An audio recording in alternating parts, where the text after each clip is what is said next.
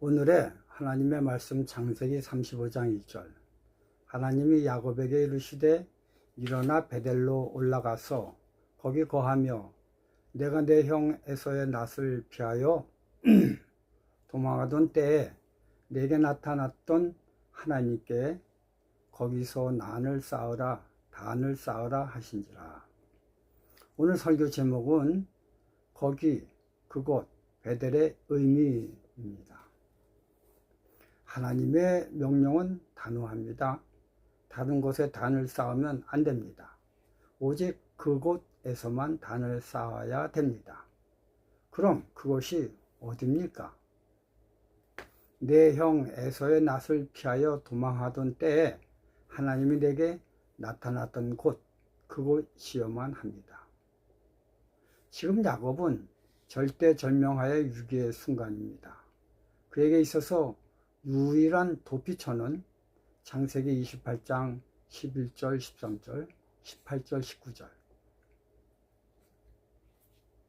한 곳에 이르러는 해가 진지라 거기서 유숙하려고 그곳에 한 돌을 취하여 베개하고 거기 누워 자더니 꿈에 본즉 사닥다리가 땅 위에 섰는데 그 꼭대기가 하늘에 닿았고 또 본즉 하나님의 사자가 그 위에서 오르락 내리락 하고 또 본즉 여호와께서 그 위에 서서 가로사대 나는 여호와니.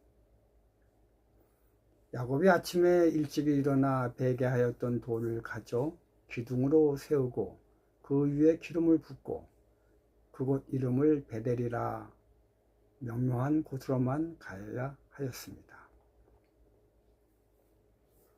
그렇다면 왜 하나님은 형 에서에게로부터 처음부터 도망치지 않게 하시지 아니하시고 왜 힘들게 도망치게 허락하신 후 고생은 다 겪은 다음에 당신을 만나게 하셨을까요? 또 창세기 35장 5절 그들이 발행하였으나 하나님이 그 사면 고울들로 크게 두려워하게 하신 고로 야곱의 아들들을 추적하는 자가 없었더라.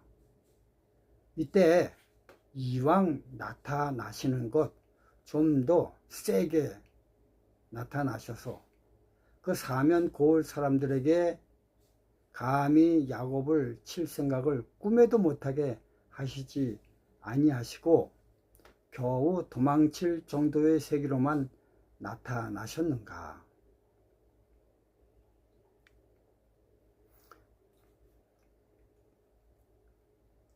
이러한 질문은 우리로 하여금 그렇다면 왜 하나님은 사람을 창조하셨는가라는 근본적인 것으로 생각을 되돌아가게 합니다. 또 왜 하나님은 그 많은 사람들 가운데 아브라함과 이삭과 야곱의 하나님만이 되셨는가라는 생각도 하게 됩니다. 더 생각을 넓힌다면 현재 이 지구상에 그처럼 수없이 많은 사람들이 있음에도 불구하고 하필 왜 나인가? 이런 생각의 근본적 해결책을 찾으려면 아래의 성경절부터 이해가 가야 합니다. 계시록 12장 7절 9절 하늘에 전쟁이 있으니 미가엘과 그의 사자들이 용으로 더불어 싸울세 용과 그의 사자들도 싸우나 이기지 못하여 다시 하늘에서 저희에 있을 곳을 얻지 못한지라. 큰 용이 내어 쫓기니 옛뱀 곧 마귀라고도 하고 사단이라고도 하는 온 천하를 꿰는 자라 땅으로 내어 쫓기니 그의 사자들도 저와 함께 내어 쫓기니라. 우리는 역사책에서 홍경래가 일으킨 군사 쿠데타를 홍경래난이라고 합니다. 그러나 이성계의 위화도 회군 군사 쿠데타를 가리켜서는 이성교의 난이라고 하지는 않습니다. 둘의 차이점은 뭘까요? 그것은 하나는 실패를 하였고 하나는 성공을 한 쿠데타이기 때문입니다. 하늘에서도 쿠데타가 일어났습니다. 그것은 용이라 칭하는 사단이 하늘 정부를 뒤엎는 사건이었습니다. 그러나 이 쿠데타는 실패하였습니다. 역사적으로 실패한 쿠데타의 요인들은 삼족을 멸합니다. 그런데 성경을 보면 하나님은 자신의 정부를 뒤엎으려고 한 쿠데타의 장본인인 사단을 능지처참하여 죽이지 아니하시고 땅, 즉 지구로 내어 쫓아내셨습니다. 이게 위의 질문을 하게 된 모든 문제의 발단이 여기에 있게 되는 것입니다. 하나님은 왜 이런 조치를 취하게 되셨는지를 유추 해석하게 하는 단서는 그의 사자들도 저와 함께 내어 쫓기니라입니다. 이 숫자는 한두 명이 아닙니다. 하늘별 3분의 1을 끌어다가 땅에 던지더라 에서 보듯이 자그마치 하늘 전체에서 3분의 1이나 됩니다. 우리가 성경을 보면 하늘 천사의 숫자를 가리켜 천천만만의 천사라고 합니다. 이것은 그 숫자가 너무 많아 헤아릴 수 없다고 표현할 때 쓰는 수식어입니다. 그러므로 하늘 천사 3분의 1이란 숫자는 정말 엄청난 숫자임이 분명합니다. 그러므로 하늘 쿠데타는 사단 한 명으로 끝나는 것이 아니라 하늘의 모든 천사들과 또 하늘의 모든 우주 거민들이 연결된 것이 문제인 것입니다. 그렇기 때문에 하나님은 단칼에 사단을 없애거나 죽이지 않고 땅으로 내어 쫓은 것입니다. 그래서 그곳에서 자기가 왜 하늘을 향해 쿠데타를 일으켰는지를 마음껏 표현하게 하셨습니다. 이렇게 함으로 자연스레 하늘 천사들과 우주 거민들이 하늘의 하나님의 법과 사단이 주장하는 법을 비교할 수 있게 함으로 사단의 근본 악의 뿌리를 겉으로 완벽하게 드러나게 하신 것입니다. 이렇기 때문에 하늘은 생각이 바탕이 되는 곳이지만 지구는 물질이 바탕이 되어 시간, 공간이 지배하는 곳으로 만들어 모두 다 확연히 볼 수 있도록 지구를 특별 장치한 곳으로 만드신 것입니다. 저의 이런 생각을 뒷받침해 주는 근거는 욥기서에서 너무 잘 설명해 주고 있습니다. 참조. 어떤 사람은 이지 화이트의 글을 왜 인용 안 하냐고 종종 시비를 겁니다. 그러나 내 글을 SDA를 떠나 모든 기독교 성도들이 공감할 수 있게 성경 중심으로만 증거하려고 하기 때문입니다. 욥기서 1장 6절 12절. 하루는 하나님의 아들들이 와서 여호와 앞에 섰고 사단도 그들 가운데 왔는지라. 여호와께서 사단에게 이르시되 내가 어디서 왔느냐? 사단이 여호와께 대답하여 가라되 땅에 두루 돌아다녀 여기저기 다녀왔나이다. 여호와께서 사단에게 이르시되 내가 내 종 욥을 유의하여 보았느냐? 그와 같이 순전하고 정직하여 하나님을 경외하며 악에서 떠난 자가 세상에 없느니라. 사단이 여호와께 대답하여 가로되 욥이 어찌 까닭없이 하나님을 경외하리까? 그와 그 집과 그 모든 소유물을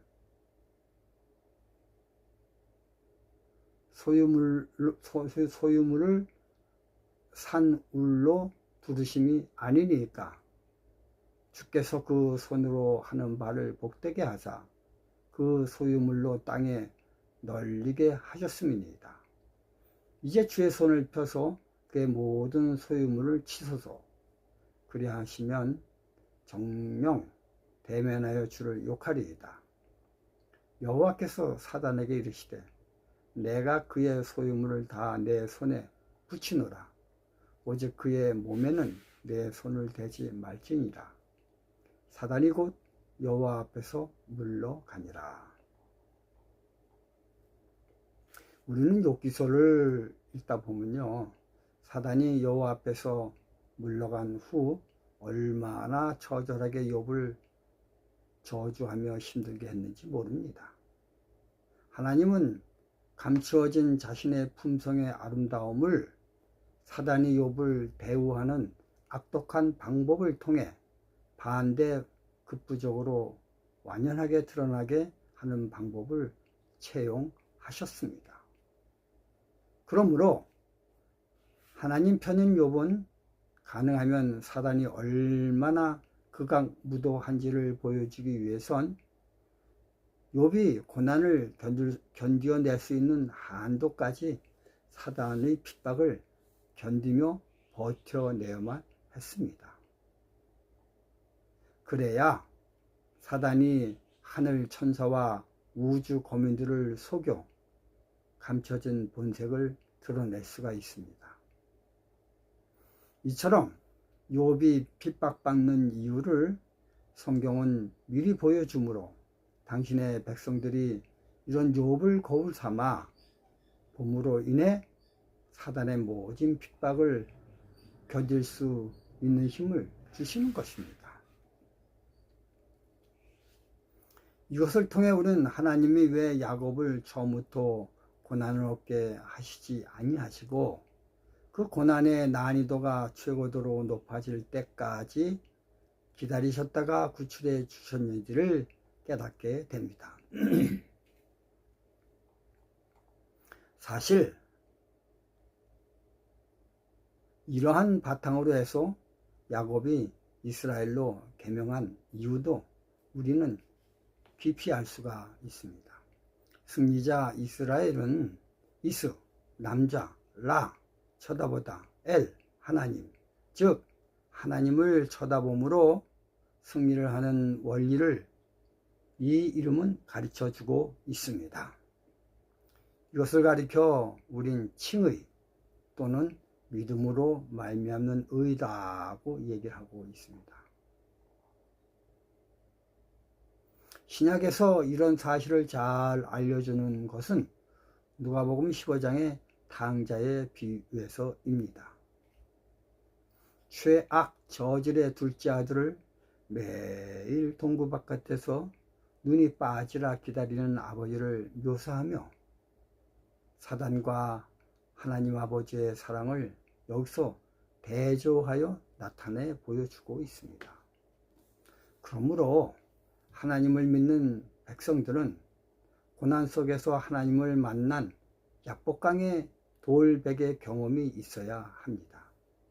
그래야 힘들고 어려울 때 하나님의 사랑을 회상하며 하나님께 돌아갈 수가 있는 것이죠. 이런 의미가 바로 오늘의 주제 성경께서 말하고 있는 바로 그곳의 의미인 것입니다. 다른 곳으로 가면 안 됩니다. 나와 하나님과의 만남의 추억이 있는 곳으로 가야만 합니다. 저와 저희 아내 영신이는 대부분 시간을 편지 연애를 했습니다. 그러다가 결혼을 해보니 둘 다 독특한 개성을 소유한 개체였습니다. 많은 부분 합쳐지지가 않았습니다. 얼마나 의견 차이로 다퉜는지 모릅니다. 그러나 난 그럴 때마다 연애할 때 나에게 보내준 영신이의 편지 모음책을 꺼내어 읽었습니다. 그 편지를 읽으며 연애 초기의 사랑의 정신으로 되돌아갔습니다. 그리고는 의견 충돌로 인해 서먹서먹하였던 그녀에게 다시 손을 내밀었습니다. 하나님과도 마찬가지입니다. 내가 가장 위태로울 때 나를 향해 손을 내미신 그 장소가 있어야 합니다. 그 장소의 의미가 크면 클수록 나는 시련을 이기는데 더 큰 힘을 얻게 됩니다.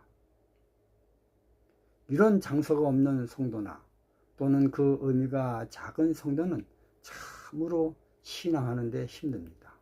그러므로 오늘 아침 나는 야곱처럼 돌아갈 베델이 있는가를 한번 곰곰이 생각해보는 아침이 되길 바라며 말씀을 마치겠습니다. 감사합니다.